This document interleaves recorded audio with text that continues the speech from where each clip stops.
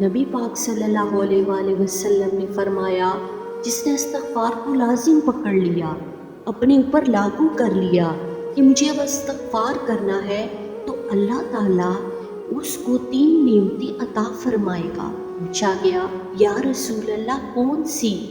آپ نے فرمایا، اللہ تعالیٰ ہر فکر سے کشادگی پیدا کر دے گا، اس کی جو بہت ساری فکریں ہوں گی، سوچیں ہوں گی، ان سوچوں کو کھول دے گا، اس کے لیے آسانیاں پیدا کرے گا، اس کا یہ معنی بھی کریں گے، اللہ ایسے رستے بنائے گا، ایسے رستے اسے سجائے گا، اس کے ذہن میں ایسی چیزیں لائے گا جسے اسے مشکل سے نکلنے کے لیے رستہ بن جائے گا۔ پھر نبی پاک صلی اللہ علیہ وآلہ وسلم نے ارشاد فرمایا کہ اللہ تعالیٰ اس کے لیے ہر تنگی سے نکلنے کی راہ پیدا کرے گا۔ اور تیسرا میرے نبی نے فرمایا کہ رب وہاں سے رزق دے گا کہ کبھی اس نے سوچا بھی نہیں ہوگا۔ سبحان اللہ۔